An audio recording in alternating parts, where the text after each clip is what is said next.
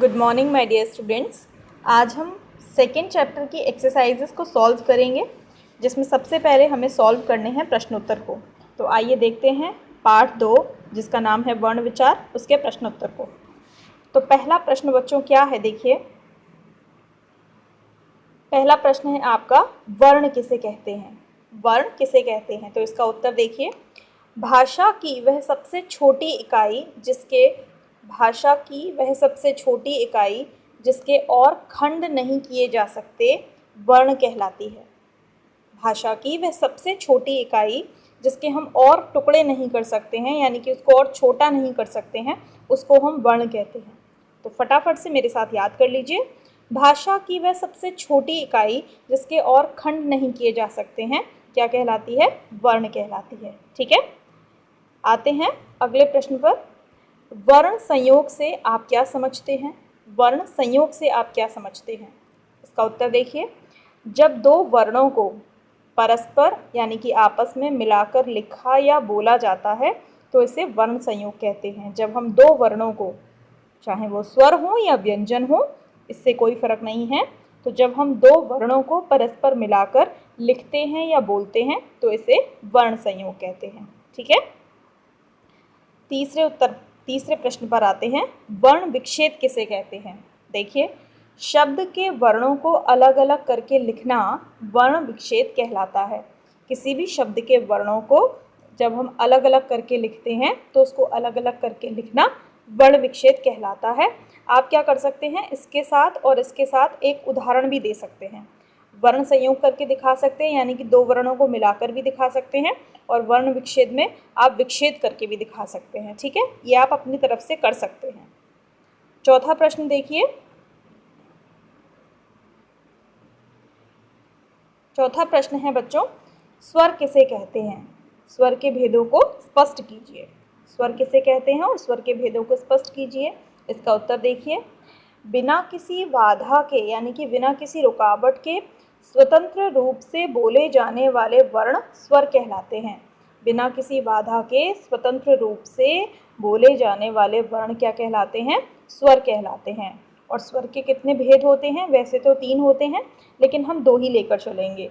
स्वर के मुख्य रूप से 2 भेद होते हैं, तो हमने 2 ही की बात की है। पहला है आपका ह्रस्व स्वर और दूसरा है आपका दीर्घ स्वर। ठीक है, अब दोनों की डेफिनेशन को देखिए। ह्रस्व स्वर क्या होते हैं? जिन स्वरों के उच्चारण में बहुत कम समय लगता है, उन्हें ह्रस्व स्वर कहते हैं। जिन स्वरों के उच्चारण में बहुत कम समय लगता है, उसे हम ह्रस्व स्वर कहते हैं। ठीक, ये कितने प्रकार के होते हैं?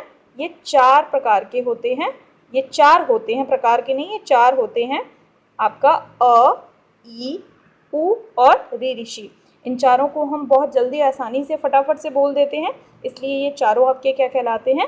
ह्रस्व स्वर कहलाते हैं। ठीक है, अगली डेफिनेशन है दीर्घ स्वर की। तो जिन स्वरों के उच्चारण में अधिक समय लगता है, उन्हें दीर्घ स्वर कहते हैं। अधिक समय मतलब कितना? 2 टाइम्स, यानी मल्टीप्लाई कर दें किनसे? ह्रस्व स्वर से। ह्रस्व स्वर को बोलने में जितना समय लगता है, उसका दुगना समय हमें दीर्घ स्वर को बोलने में लगता है।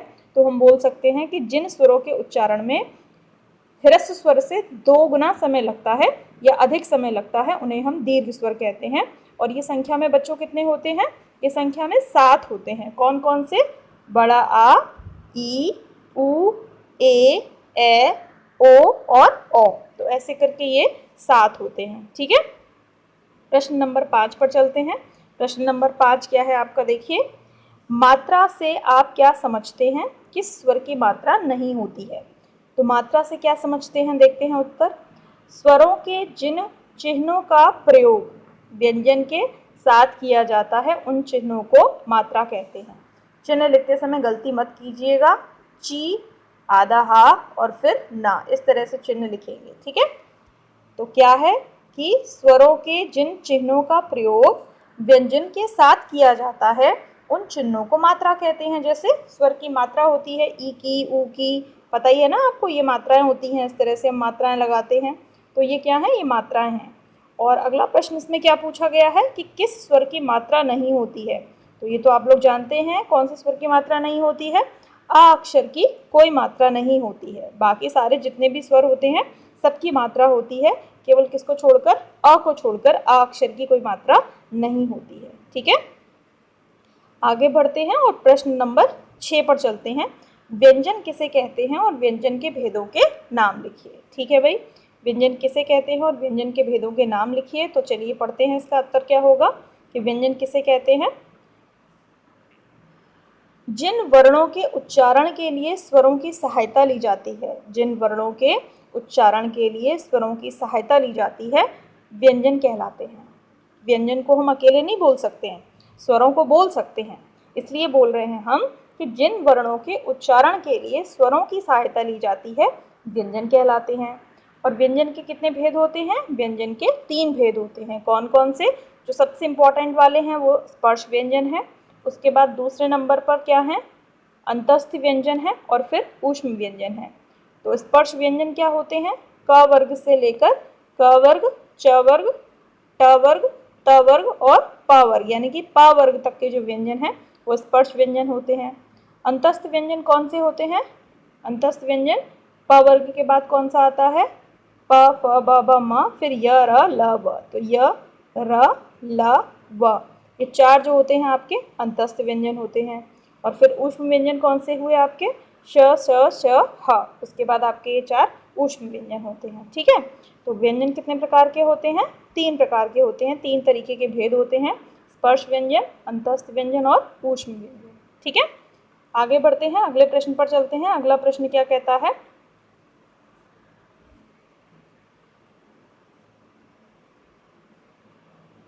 अगला प्रश्न है आपका बच्चों, आगत वर्ण से आप क्या समझते हैं। जो आगत वर्ण होते हैं उनसे हम क्या समझते हैं, इसकी परिभाषा क्या है। देखिए कि आगत वर्ण वे वर्ण होते हैं जो बाहर से आए हैं। आगत का मतलब ही समझ रहे हो आप लोग कि जो बाहर से आए हैं वो आगत वर्ण होते हैं और हिंदी भाषा में समाहित हो गए हैं, हिंदी भाषा में मिला लिए गए हैं, उन्हें हम आगत वर्ण कहते हैं। जैसे ओ है ना, ये ओ है, या फिर ज है, जा है और जा के नीचे नुक्ता है, या फिर हम बोल सकते हैं फ है और फा के नीचे ये नुक्ता लगा हुआ है।